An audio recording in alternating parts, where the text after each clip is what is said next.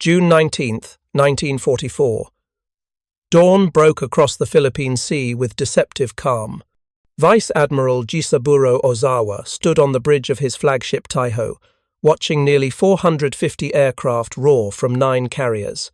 His pilots believed they faced a handful of American fighters, perhaps 90 Wildcats trapped far from reinforcement. Intelligence promised them numerical superiority, technological advantage, and the element of surprise. What they found instead was a wall of nearly 450 Hellcats, guided by radar they didn't know existed, positioned by tactics they couldn't comprehend, and fueled by industrial capacity that defied belief. Within 72 hours, 1,400 Japanese aviators would vanish into the Pacific, erasing Japan's naval air arm in a slaughter so one-sided that American pilots would later call it a turkey shoot. How does confidence become catastrophe that fast? If you're enjoying this deep dive into the story, hit the subscribe button and let us know in the comments from where in the world you are watching from today. Japanese naval aviation doctrine in 1944 was built on foundations that had cracked but never shattered.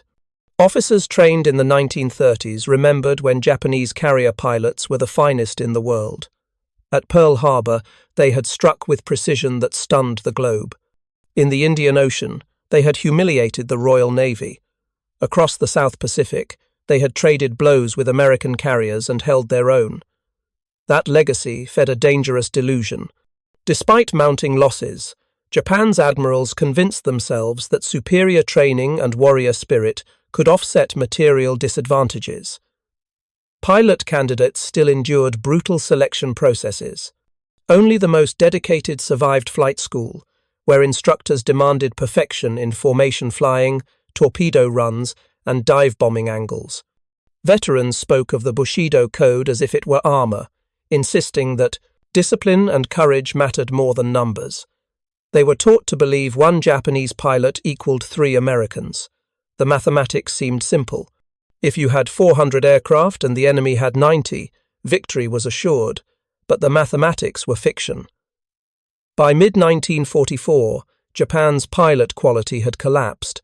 The veterans who struck Pearl Harbor were dead, shot down over Coral Sea, Midway, Guadalcanal, and Rabaul. Their replacements received a fraction of the training. Where elite pilots once logged 800 hours before combat, new recruits now flew with barely 200. They could take off and land, sometimes. They struggled with navigation, gunnery, and evasive maneuvers. Many had never fired their guns at a moving target before reaching the fleet. American intelligence knew this. Captured documents and interrogated prisoners revealed the training pipeline's collapse. Japanese instructors themselves admitted in private journals that they were sending boys to die. One wrote, "We give them wings, but not the skill to survive."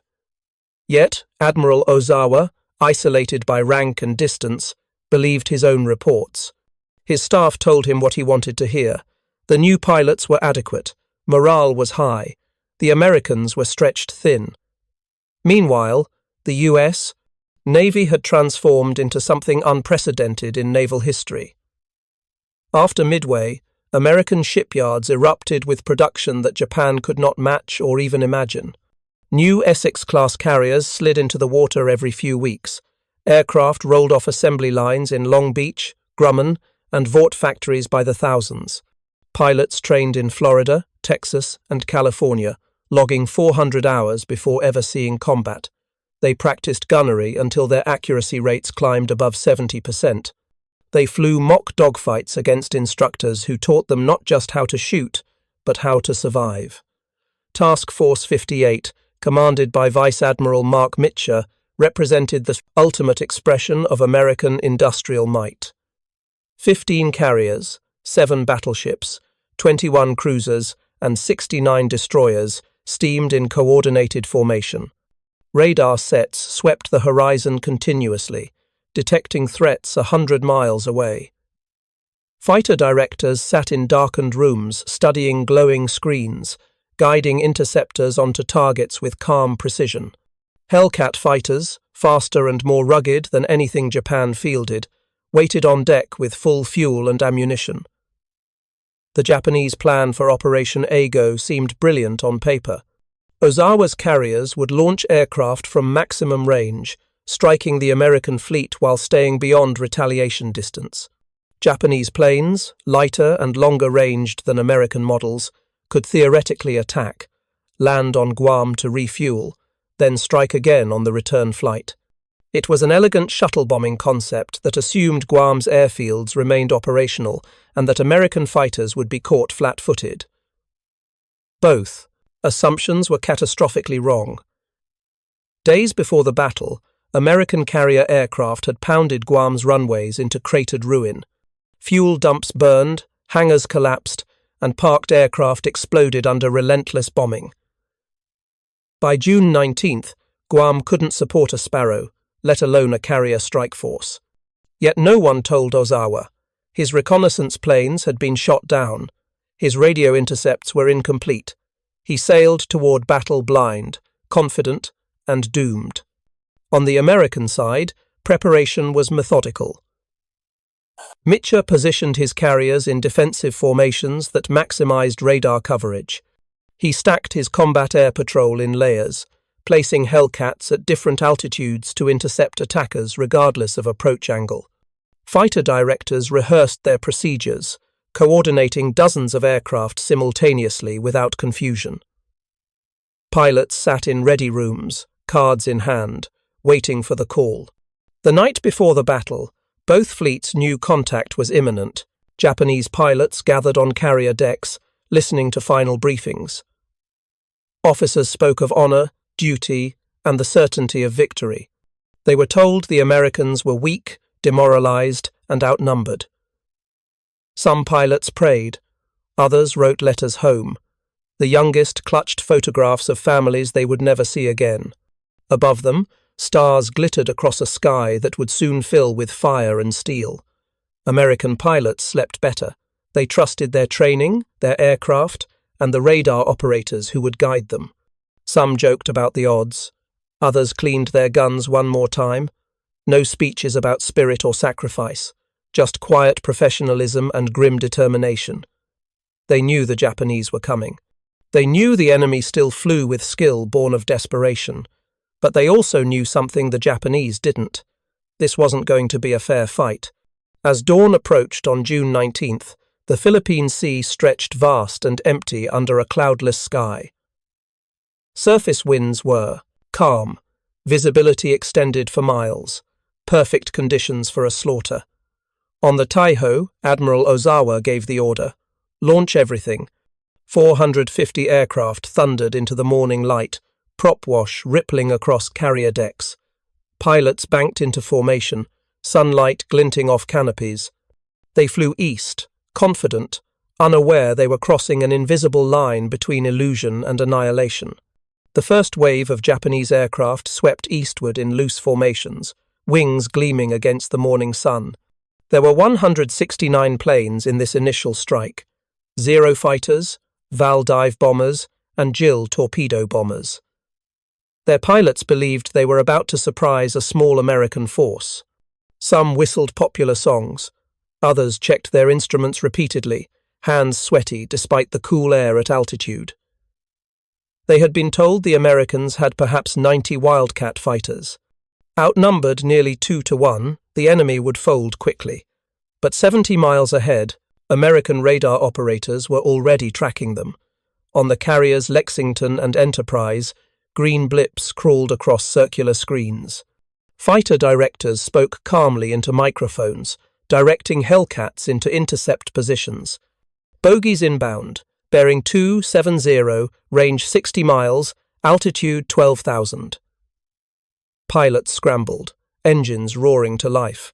Within minutes, waves of Hellcats climbed into defensive positions, stacked from 8,000 to 25,000 feet. The Japanese formation flew into a killing box they couldn't see. At 40 miles out, American fighters made visual contact. Lieutenant Commander Charles Brewer led the first intercept, his voice steady over the radio. Tally-ho, tally-ho. Large enemy formation, Angels 12. Engaging now. Hellcats dove from superior altitude, sunlight at their backs. The Japanese never saw them coming until tracers ripped through wings and fuselages. The opening seconds were carnage. Hellcats slashed through the Japanese formation with disciplined aggression. American pilots had been trained to work in pairs, one firing while the other covered. They didn't chase individual targets into wild dogfights. They made quick slashing attacks, then climbed back to altitude for another pass. The Japanese, flying in looser formations, scattered immediately. Some tried to fight, most tried to run. Zero fighters, once feared across the Pacific, found themselves outmatched. The Hellcat was heavier, faster in a dive, and far more durable. Japanese pilots who had trained on the Zero's legendary maneuverability discovered that turning circles meant nothing when the enemy refused to turn with you. Hellcats simply climbed away, regrouped, and attacked again from above. Discipline beat desperation every time. Val dive bombers, slow and vulnerable without proper escort, became targets.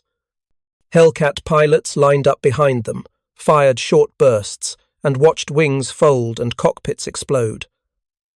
Some Vals jettisoned their bombs early, trying to gain speed. It didn't help. American pilots tracked them calmly, correcting for lead, squeezing triggers until engines erupted in flame. Bodies tumbled through the sky, parachutes blossoming too late or not at all. Jill torpedo bombers, burdened by their heavy weapons, never stood a chance. They flew low, trying to sneak beneath radar coverage, but American destroyers on picket duty spotted them and radioed their positions. Hellcats descended like hawks, shredding Jills before they could reach torpedo range. One after another, they cartwheeled into the sea, trailing smoke and debris. The ocean below filled with oil slicks and floating wreckage. Within 30 minutes, the first wave was shattered.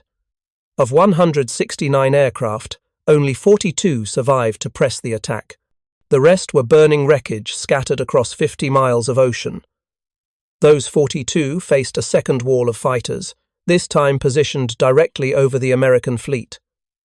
Anti-aircraft fire erupted in black clouds, filling the sky with shrapnel. Zeros twisted through the barrage, trying to find targets, but the American ships maneuvered in coordinated patterns that made bombing runs nearly impossible. One Val managed to release its bomb near the battleship South Dakota. The explosion sent up a geyser of water but caused no damage. That pilot didn't survive to see the splash. A Hellcat caught him in a climbing turn and blew his tail off. Another Jill dropped its torpedo toward the carrier Bunker Hill, but the weapon ran shallow and porpoised across the surface before sinking. The Jill exploded seconds later, hit by 3 different fighters simultaneously. The Japanese pilots who survived the gauntlet and reached the fleet discovered they couldn't land on Guam as planned. The island's airfields were cratered ruins, black smoke rising from fuel fires. Desperate, they circled overhead, fuel gauges dropping toward empty. Some attempted beach landings and cartwheeled into rocks. Others ditched in the ocean, hoping for rescue that never came. A few tried to fly back to their carriers, but the distance was too great.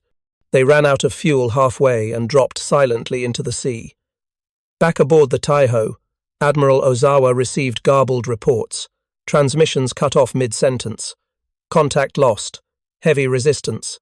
Ozawa frowned but remained confident. The Americans were fighting hard, but surely his pilots were breaking through. He ordered the second wave to launch.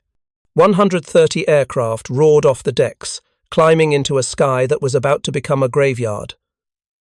American pilots, returning from the first engagement, landed quickly. Flight deck crews swarmed their Hellcats, refueling and rearming in minutes. Pilots gulped water, described their kills, and climbed back into cockpits. Some had been airborne for less than 40 minutes. The enemy was still coming, and ammunition was plentiful. The mechanics grinned. "Go get 'em again."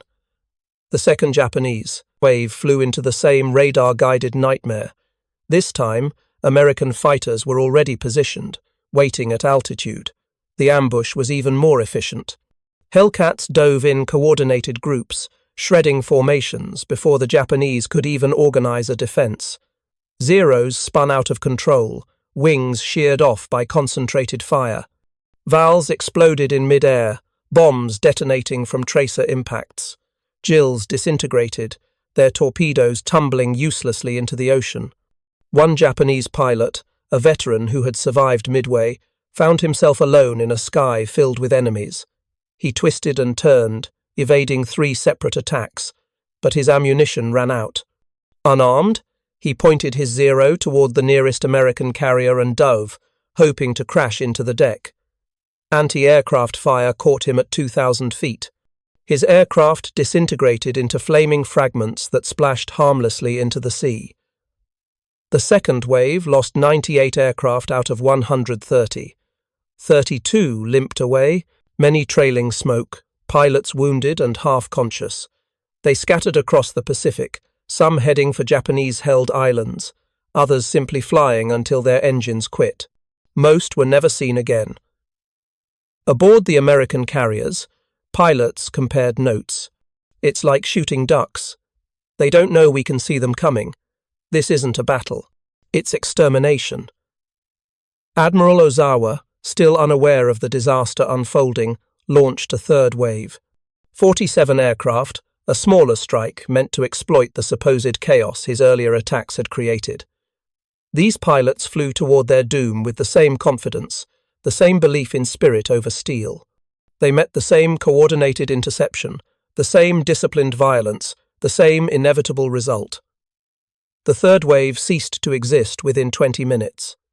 Only 7 aircraft survived the encounter, and none reached the American fleet. Pilots who had trained for years, who had dreamed of glory and honor, simply vanished. Their families would receive vague letters months later, stating only that they had died in battle. No details, no remains, just names added to lists that grew longer every day. By midday, the sky over the Philippine Sea was quiet again. The ocean below was littered with debris, life rafts, and floating bodies.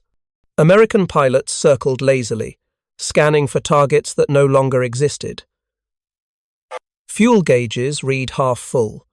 Ammunition counters showed thousands of rounds remaining. They had been ready for a great battle, and instead had conducted an execution. Aboard the Taiho, confusion turned to dread.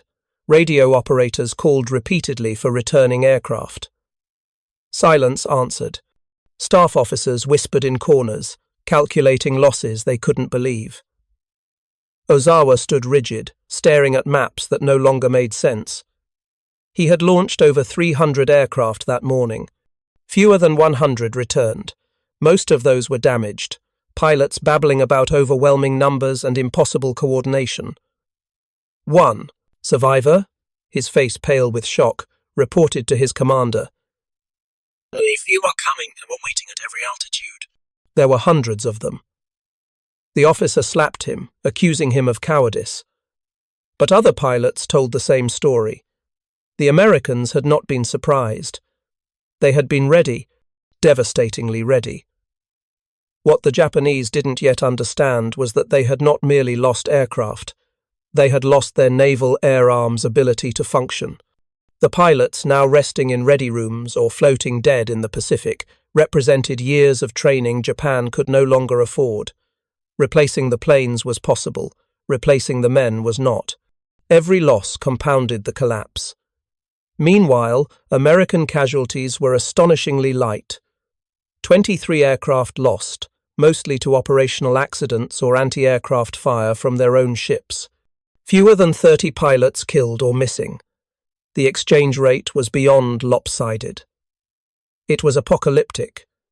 For every American plane lost, the Japanese lost more than 20. Admiral Mitcher studied the reports with quiet satisfaction. His staff requested permission to pursue the retreating Japanese fleet to finish what they had started. Mitcher hesitated. Night was approaching. His pilots were exhausted. The enemy was retreating at flank speed. A night chase risked confusion, collisions, and unnecessary losses. He made the cautious call. "We hold position. Tomorrow, if they're still within range, we'll finish this." That decision would haunt some of his more aggressive subordinate commanders, who believed the entire Japanese fleet could have been annihilated that night. But Micha understood something deeper. The battle was already won. Japan's carrier air power was broken. Whether the carriers themselves sank today or tomorrow mattered less than the fact that they would never again threaten American operations. The Japanese fleet steamed westward through the gathering dusk, trailing oil and despair. Ozawa sat alone in his cabin, staring at casualty lists that seemed impossible. 1,400 pilots gone, hundreds of aircraft destroyed. And for what? No American ships sunk, no carriers damaged, nothing. The battle he had planned as Japan's great counterstrike had become the greatest naval aviation disaster in history.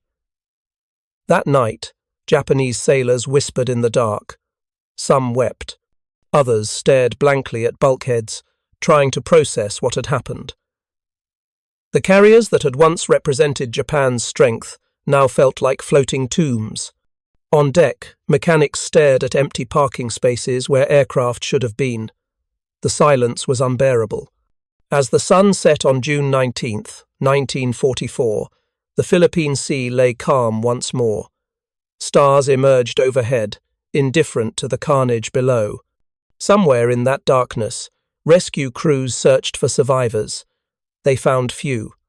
Most of the 1,400 pilots who had launched that morning were already dead, drowned in cockpits or floating in life, jackets too far from help.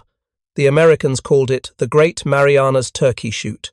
The name stuck, not from cruelty, but from grim accuracy. It had been a slaughter so one-sided that veteran pilots struggled to describe it without sounding like they were exaggerating. Some felt uneasy about the lopsided victory, as if there should have been more resistance. Others simply felt relief. "Better them than us," one pilot wrote in his diary.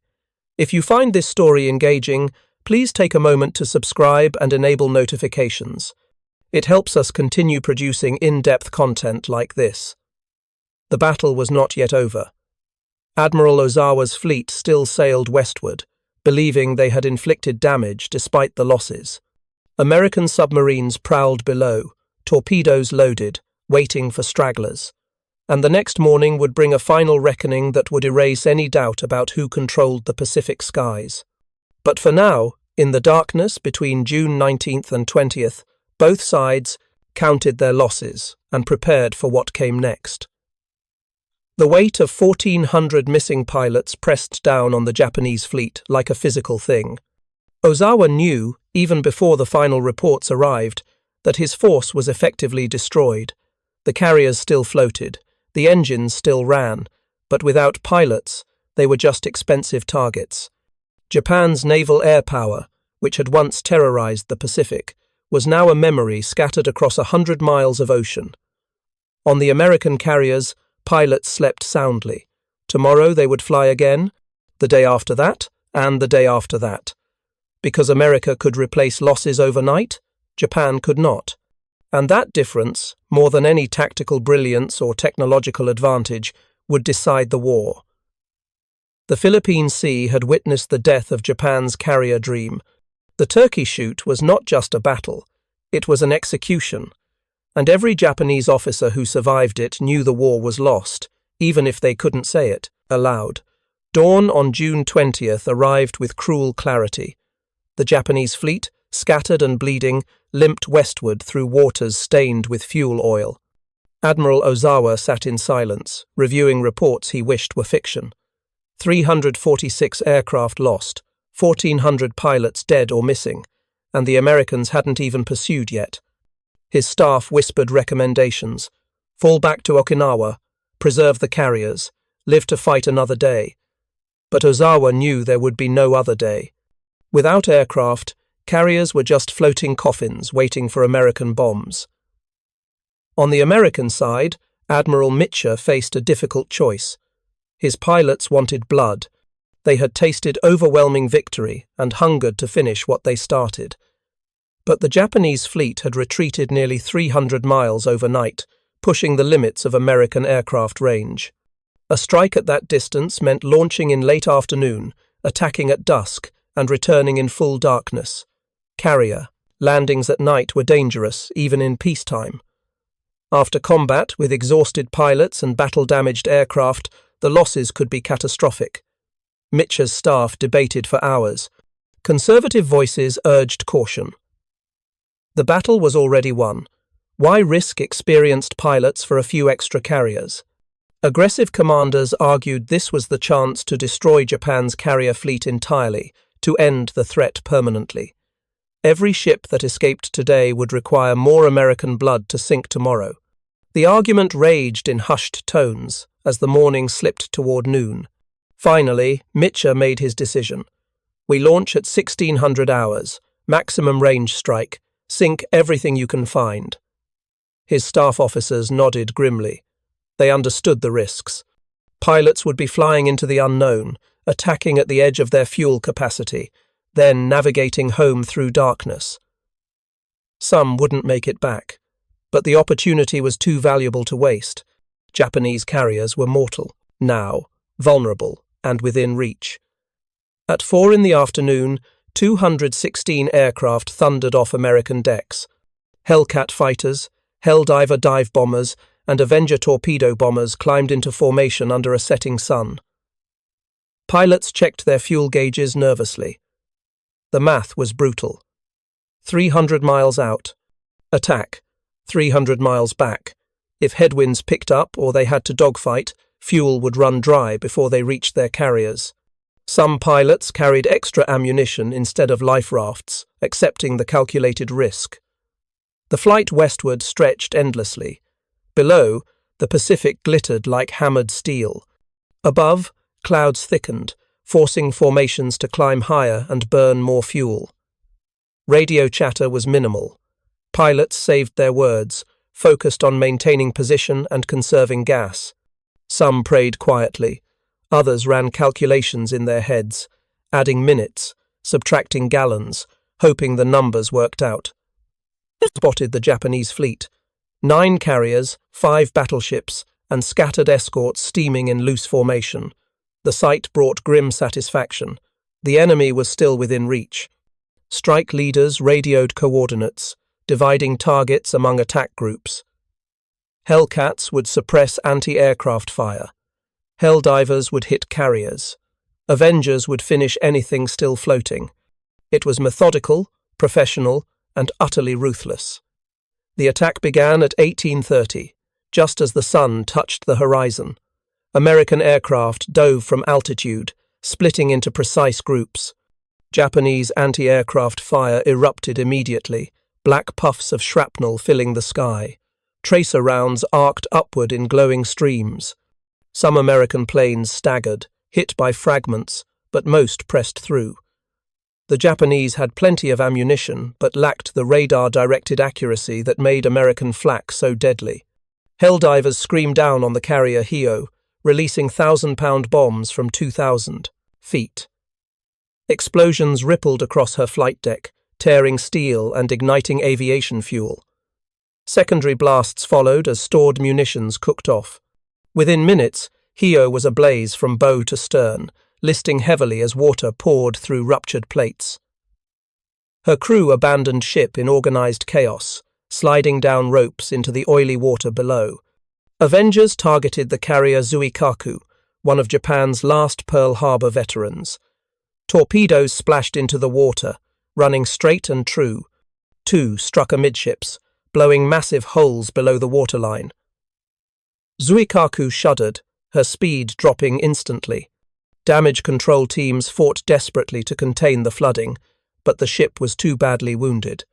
She would survive this attack, limping away under destroyer escort, but her fighting days were over. She would sink 4 months later at Leyte Gulf. The carrier Chiyoda took bombs and torpedoes simultaneously. Her thin armor, designed for speed rather than protection, crumpled under the assault.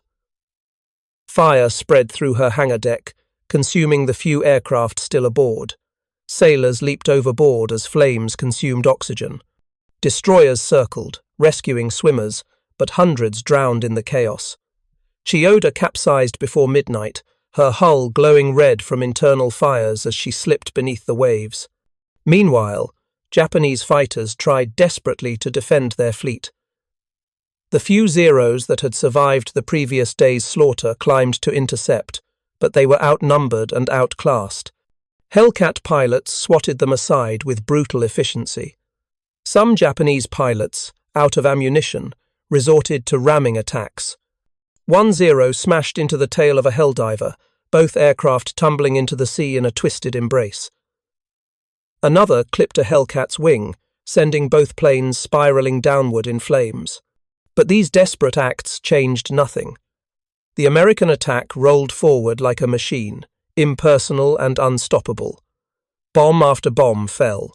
Torpedo after torpedo struck home. Japanese ships twisted and turned, trying to evade, but the Americans had trained for this. They anticipated defensive maneuvers, adjusted their aim, and struck anyway. It was execution disguised as combat. 20 minutes after the attack began, American pilots started checking their fuel gauges. The numbers were terrifying. Many were already below half tanks. The sun had set, leaving only a faint orange glow on the western horizon. Strike leaders radioed the recall signal. All aircraft, reform and head east. Navigation lights on. Stay together. Pilots pulled away from their targets reluctantly, watching fires burn below, knowing they were leaving unfinished work. The flight home became a nightmare. Darkness fell completely within 30 minutes, turning the ocean below into an invisible void. Cloud cover thickened, forcing formations to break apart. Radio discipline collapsed as pilots called out positions, trying not to lose sight of their wingmen. Some aircraft, damaged by anti-aircraft fire, struggled to maintain altitude. Others, burning fuel too quickly, began falling behind. At 19:30, the first aircraft ran out of gas.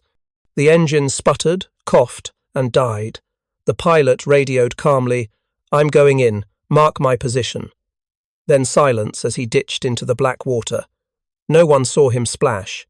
No one could stop to help. The formation kept flying east, toward carriers they hoped were still there. More engines quit. One by one, aircraft dropped from the sky. Some pilots managed controlled ditches, settling onto the water and climbing into life rafts. Others crashed hard, planes disintegrating on impact. A few simply vanished, their last transmissions cut off mid-word. Wingmen listened helplessly, unable to see, unable to help, focused solely on reaching their own carriers before fuel ran out. At 2000 hours, desperate pilots began spotting lights on the horizon.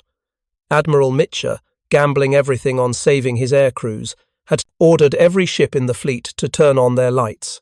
Navigation lights, searchlights, even flashlights held by sailors on deck. The entire fleet lit up like a city, a beacon visible for 50 miles. It was a staggering breach of operational security, a gamble that invited Japanese submarines to attack. But Mitcher valued his pilots more than protocol. Pilots wept with relief at the sight.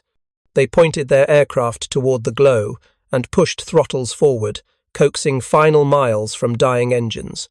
But the ordeal wasn't over. Landing on a carrier at night required precision most of these pilots had never practiced. Flight decks rose and fell on ocean swells. Arresting wires were nearly invisible, and with dozens of aircraft trying to land simultaneously, collisions were inevitable. The first plane to land on the Lexington bounced hard, missed the arresting wire, and crashed into the safety barrier. The second landed perfectly. The third veered left and tumbled overboard, pilot and aircraft swallowed by darkness. Flight deck crews worked with frantic speed, clearing wreckage, resetting barriers, waving in the next plane. Crashes punctuated successes. Some pilots, blinded by exhaustion and adrenaline, landed on the wrong carrier and didn't realize it until they climbed out of their cockpits. Others ran out of fuel on final approach, engines dying just as wheels touched deck.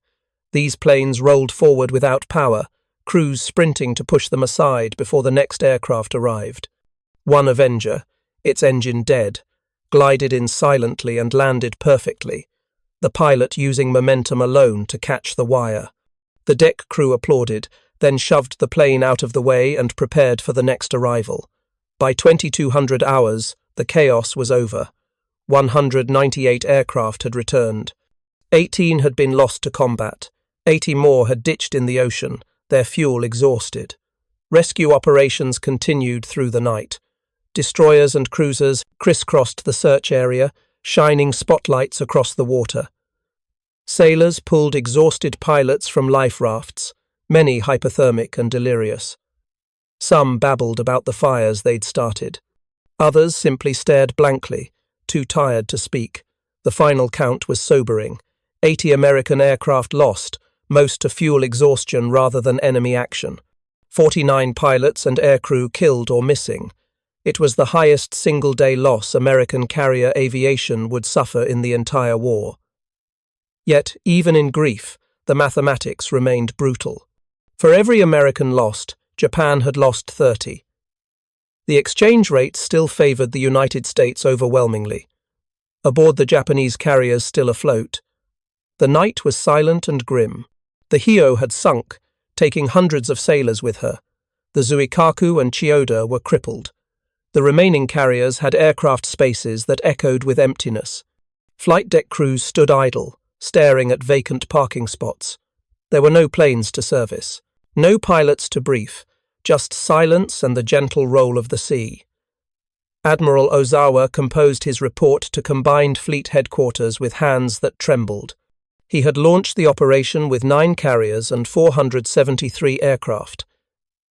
He now had 6 operational carriers and fewer than 50 aircraft. In 2 days, Japan's naval air arm had been annihilated. He recommended immediate withdrawal to Okinawa. There was nothing left to fight with. In Tokyo, the news arrived like a physical blow. Senior officers read the casualty figures and simply stared, unable to process the scale of disaster. 1,400 pilots dead, 3 carriers sunk, the remaining carriers hollow shells without air groups to fly from them. Staff planners ran calculations and arrived at the same conclusion. Japan could replace the carriers, given time. Replacing 1,400 trained pilots would take years, time they didn't have. The propaganda machine struggled to spin the defeat. Official communiques claimed a great victory, announcing the sinking of multiple American carriers and the destruction of hundreds of enemy aircraft. None of it was true. Japanese civilians celebrated in the streets, waving flags, unaware that their navy had just suffered an irreversible catastrophe. Only those with access to classified reports understood the truth. The war was lost. For the American pilots who survived, the battle became a strange memory. They had achieved a victory so complete it felt almost anticlimactic. The turkey shoot nickname spread quickly, repeated in ready rooms and mess halls. Some pilots felt uneasy about the slaughter, as if there should have been more honor in the fight, but most simply felt grateful. Better to win overwhelmingly than to lose narrowly. Historians would later analyze the Battle of the Philippine Sea and conclude it was the decisive naval engagement of the Pacific War. Midway had stopped Japan's advance. The Philippine Sea destroyed Japan's ability to counterattack. After June 20th, 1944, Japanese carriers would never again pose a meaningful threat to American operations. They would serve as floating targets, drawing fire away from more valuable assets, until they were finally sunk at Leyte Gulf 4 months later. The battle revealed a fundamental truth about modern naval warfare. Technology, training, and industrial capacity mattered more than courage or tradition. Japanese pilots had bravery in abundance, but bravery couldn't overcome radar-guided interceptions, superior aircraft, and overwhelming numbers. Spirit, the foundation of Japanese military doctrine, collapsed when confronted with American material superiority. The loss of 1,400 pilots also exposed the fragility of Japan's training pipeline. By mid-1944, Japan had neither the fuel nor the time to train replacements properly. New pilots arrived at frontline units with barely enough skill to take off and land. Theirs were shot down on their first missions, sometimes within minutes of engaging American fighters. The veteran cadre that had started the war was gone, and without them, Japanese naval aviation became a shadow of its former self. American pilots, by contrast, continued to improve. Those who survived the Philippine Sea went on to train new recruits, passing down tactics and lessons learned. The quality gap widened with each passing month. By 1945, American carrier pilots dominated the skies so completely that Japanese aircraft rarely even attempted to engage them. The turkey shoot had been a massacre. The months that followed were simply cleanup. In the decades after the war, survivors from both sides rarely spoke about the battle. American veterans described it matter-of-factly, emphasizing the technical aspects and downplaying the personal cost. Japanese survivors, when they spoke at all, did so quietly, remembering friends who never came home. One Japanese pilot who survived both days of combat later wrote, "We were told we were fighting 90 Wildcats. We found 400 Hellcats. We were told spirit would triumph. We found only death. The wreckage of that battle still rests on the Pacific floor. Aircraft scattered across 100 miles of ocean, their aluminum frames corroded by salt water, their pilots still strapped in cockpits. Occasionally, deep-sea expeditions stumble across the debris fields and photograph the remains. Zeros, Hellcats, Vals, and Helldivers resting side by side in the darkness, silent witnesses to a battle that changed the course of history. The carriers that survived the engagement met different fates. The Zuikaku, badly damaged, limped back to Japan and spent months under repair. She sortied one final time at Leyte Gulf in October 1944 and was sunk by American aircraft. The Taiho, Ozawa's flagship, had been torpedoed by an American submarine during the first day's air battle and sank before the Douglas surface engagement even concluded. The remaining Japanese carriers were either sunk piecemeal over the following months or scrapped after the war, relics of a strategy that had failed. Admiral Ozawa survived the war and later admitted in interviews that he knew the battle was lost before it even began. "We had no chance," he said quietly. "But we had to try. National honor demanded it."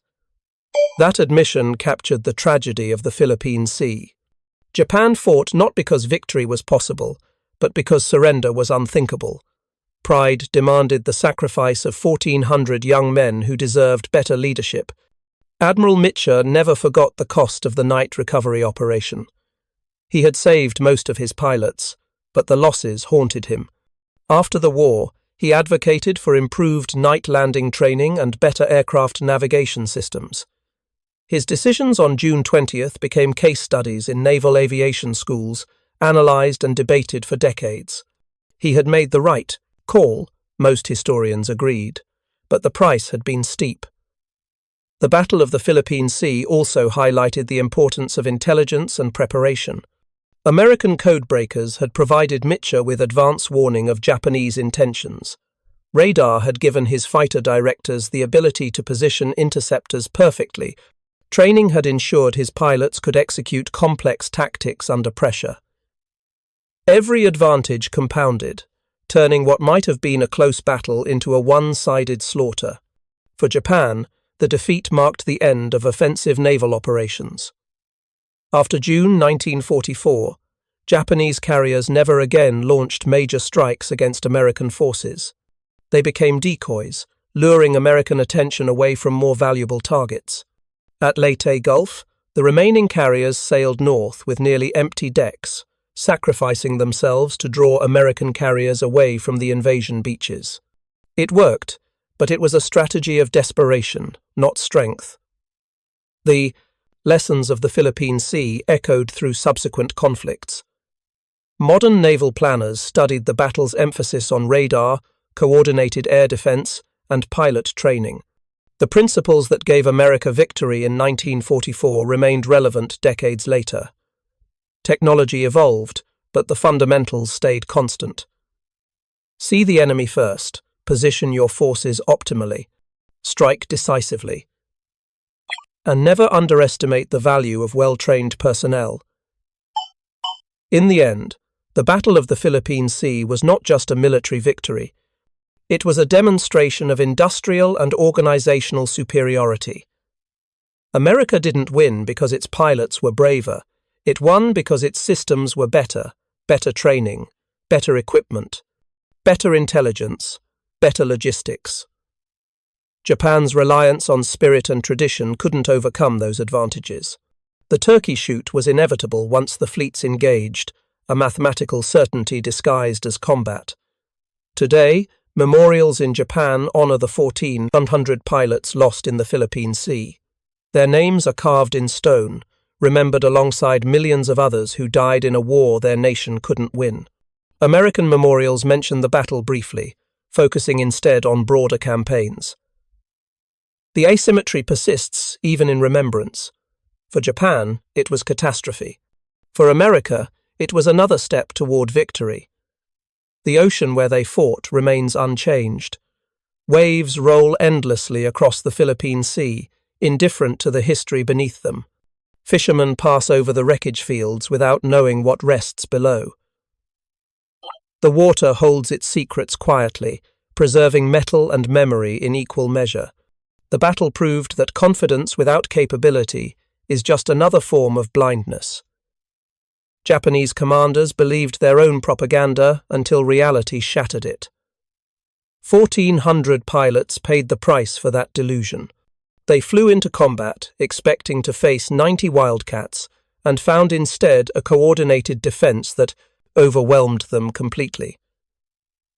The gap between expectation and reality was measured in bodies and wreckage. In 72 hours, Japan lost not just pilots and planes, but the ability to contest control of the Pacific skies. The carriers that survived became floating museums, monuments to a strategy that had collapsed. The war would continue for another year, but the outcome was no longer in doubt. After the Philippine Sea, Japan could only delay defeat, not prevent it. Thank you for watching. For more detailed historical breakdowns, check out the other videos on your screen now, and don't forget to subscribe.